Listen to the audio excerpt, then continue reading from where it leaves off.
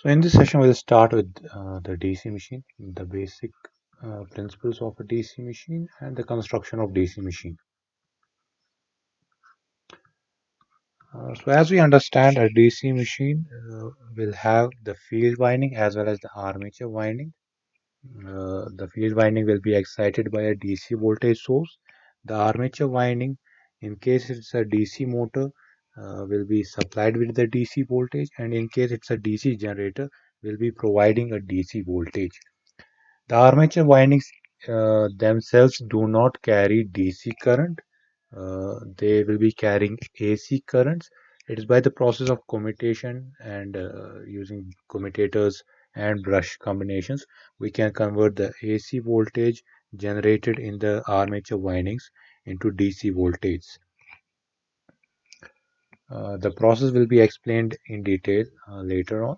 So we have a field winding that's excited by DC source, and we have the armature winding that will be the source of energy or the sink of energy, which will be in both cases DC in nature. Now, talking about the characteristics of a DC machine, we have for the DC generators, will be having the volt ampere characteristics, and for DC motors, will be studying the torque speed characteristics. All these characteristics will be studied in detail. We have actually four different types of DC machines. We have the separately excited DC machine.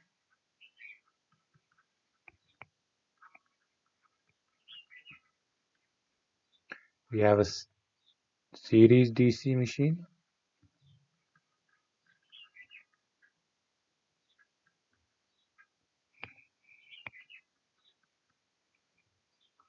We have shunt DC machines,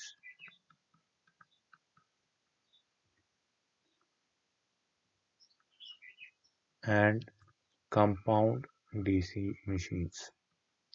So compound DC machines are further of two types. They can be uh, over compound or under compound DC machines.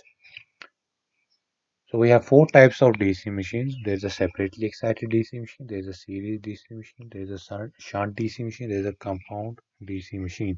The equivalent circuit of all these DC machines will be studied in detail once we get to the equivalent circuits of DC machines. Uh, what will be the difference between these four DC machine types? We'll study all these in detail. Uh, Now, moving on to the construction of DC machines.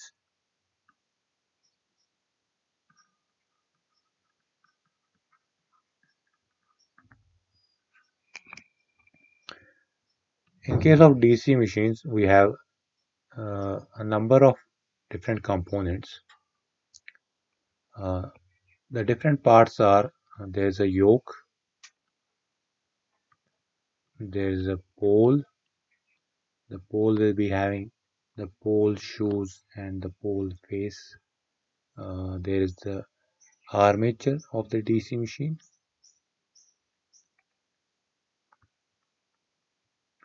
There are commutators,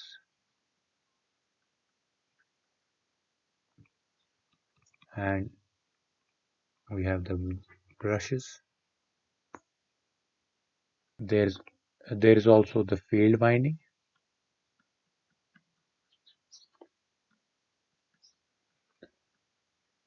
Similarly, the armature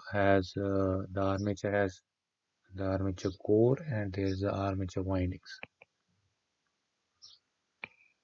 So these are the different parts of a DC machine. The constructional details of a DC machine include a yoke, a pole, an armature, the field windings. There's the commutator and brushes of the DC machine.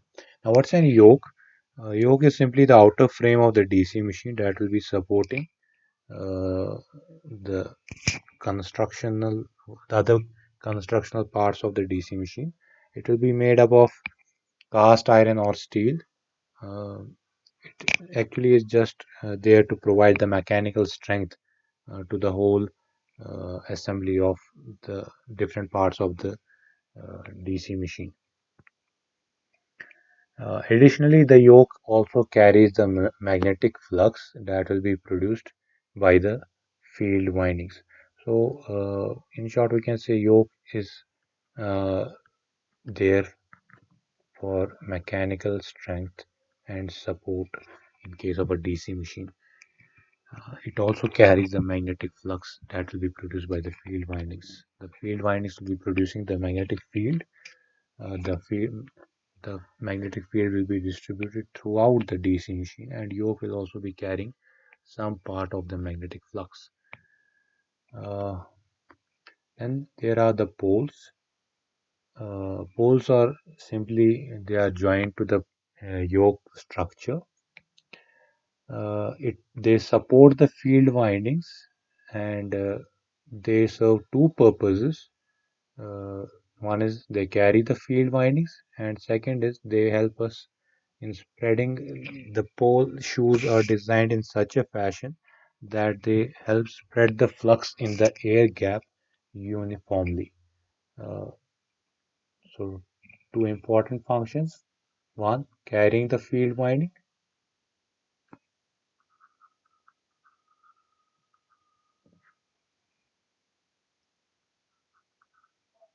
The pole face will be carrying the field winding. That's actually this part of the pole, and this is known as the pole shoe. This part, it will be, it's designed in such a fashion such that uniform field uh, is distributed along the air gap of the DC machine. So a uniform flux distribution is supported because of the pole shoe of the DC machine. There are the field windings. The field windings they are made up of copper. Uh,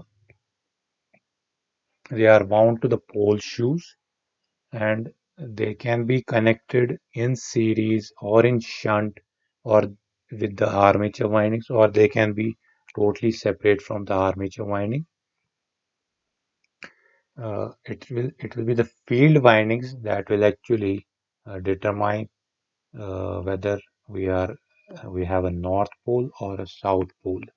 The nature of the current, the direction of the current, whether it's clockwise, these windings will be either wound clockwise or anti-clockwise along these pole shoes, since they are carrying DC currents now.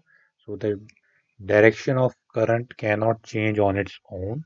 It will be the nature of the current moving in the windings, whether it's moving clockwise or anti-clockwise, that will determine whether our pole here will be a north pole or the south pole. The another important uh,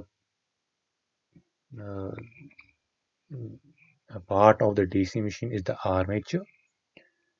There are two uh, parts of the armature. One is the armature core itself. It is the rotor of the DC machine. It is basically cylindrical in shape. There are slots in case of there will be slots and teeth, uh, just like the stator we had in case of induction motor. The armature core is made up of slots and teeth. These slots and teeth assembly carry the armature winding.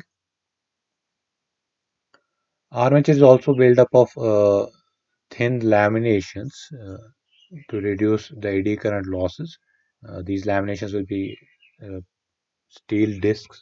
Uh, it will also be provided with air ducts for cooling purposes. So the armature core is simply the structure that supports the armature winding. It consists of slots and teeth, and additionally, it is made up of laminations to reduce the eddy current losses, and it also has uh, air ducts for cooling purposes. Then the armature winding, it is the winding that are placed in the armature core, uh, made up of copper. These windings will be insulated from each other and also from the armature core. We can wind the armature windings in case of DC machine. Can the winding can be done in two fashions. It can either be done as a there are two different types of windings in DC machines. One is the lap winding and the wave winding. These are actually two different fashions in which the windings can be arranged in the uh, uh, in the armature of the DC machine.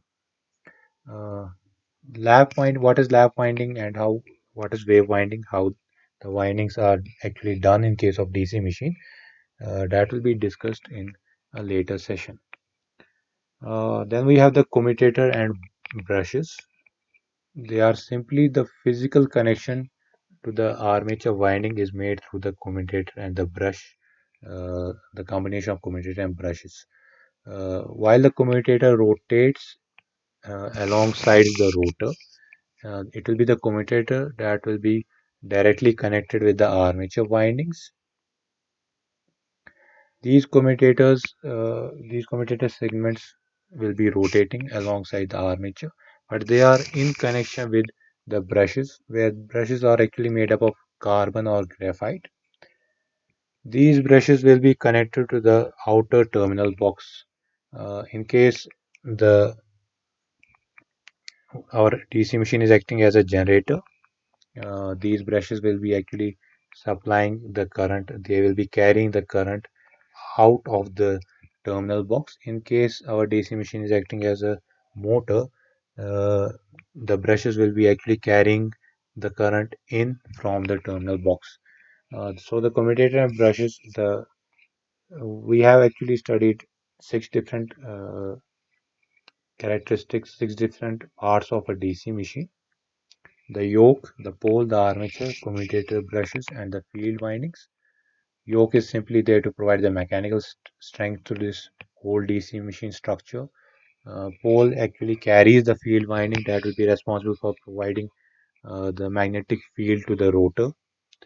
Armature, armature consists of the core and the windings. It will be the armature windings that will either produce energy in case it's a generator, or it will be uh, receiving the energy, the electrical energy, and converting it into mechanical energy in case it's acting as a motor. Commutator and brushes, they are arranged in such a fashion such that the AC currents produced in the armature windings are converted into DC. So commutator and brushes here actually act just like rectifiers, converting AC voltage into DC. Uh, so the different how armature works, how commutator works, how these currents, how AC current is produced in the armature, how a DC current is then received from the armature, how the uniform magnetic field is distributed along this armature by the field windings by the help of the pole structure. This all will be discussed in detail. These are just simply we have listed here today the different parts of the DC machine.